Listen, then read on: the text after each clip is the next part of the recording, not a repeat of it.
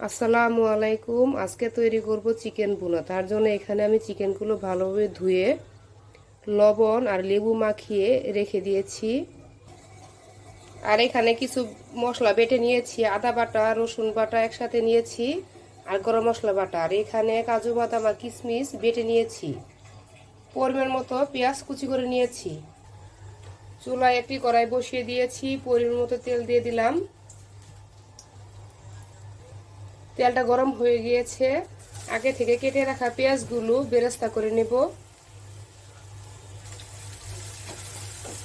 পেঁয়াজগুলো ভালোভাবে বেরেস্তা করব অল্প আছে।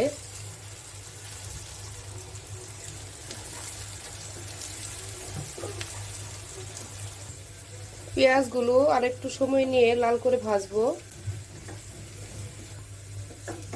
পেঁয়াজগুলো আমার ভাজা হয়ে গেছে। এখন একটি বাটিতে সবগুলো পেঁয়াজ নামিয়ে নেব। পেঁয়াজগুলো একটি বাটিতে নামিয়ে নিয়েছি। দীর্ঘক্ষণ পেঁয়াজগুলো মচমচা থাকার জন্য এখানে আমি চিনি দিয়ে দিয়েছি। আর বাকি তেলে আগে থেকে রেডি করা চিকেনগুলো ভাজার জন্য দিয়ে দিলাম।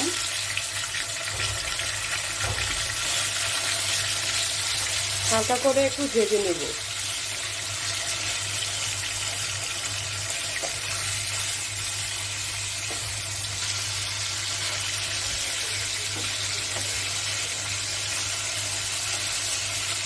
বেশি মচমচে করে ভাজবো না চিকেনগুলো, হালকা করেই ভাজবো।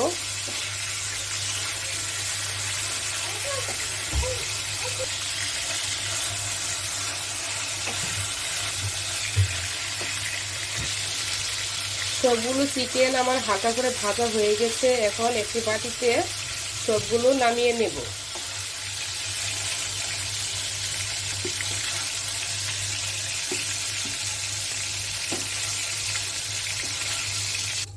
সবগুলো চিকেন একটা বাটিতে নামিয়ে নিয়েছি।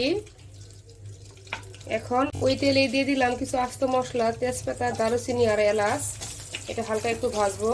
ভাজা হয়ে গেছে। বেটে রাখা মশলাগুলো দিয়ে দিলাম। তেলের সাথে কিছুক্ষণ ভাজবো মশলাগুলো।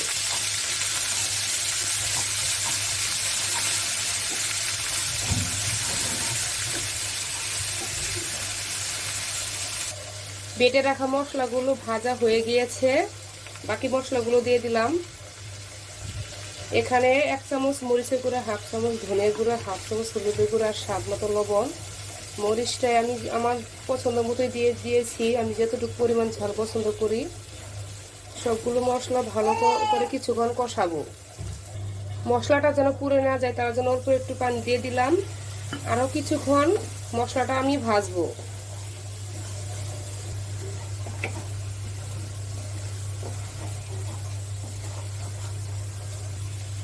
মশলাটা আমার ভালো করে কষানো হয়ে গিয়েছে। আগে থেকে ভেজে রাখা চিকেনগুলো দিয়ে দিলাম। মশলার সাথে ভালো করে মিক্স করব।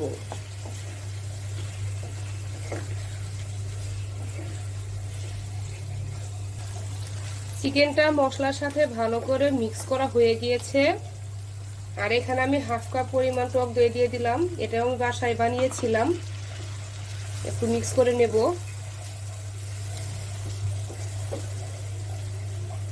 অল্প আঁচে রান্নাটা করে নিব।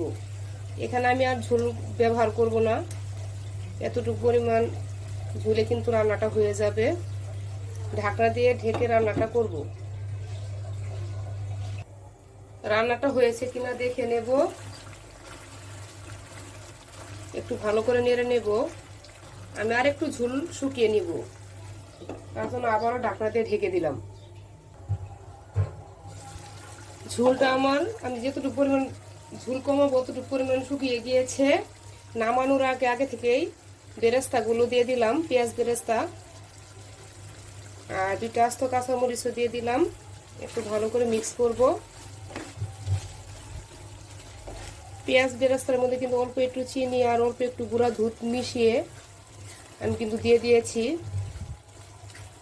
ভালো করে একটু মিক্স করব। 2 মিনিটের মতো দমে রেখে নামিয়ে নেব।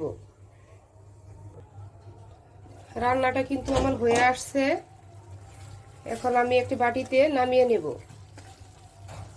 হয়ে গেল আমার খুবই মজার চিকেন ভুনা। ঘরোয়া মশলা দিয়ে কিন্তু রান্নাটা আমি করে নিয়েছি। আমি যেভাবে চিকেনটা রান্না করেছি আপনারা চাইলে এভাবে একদিন বানাতে পারেন।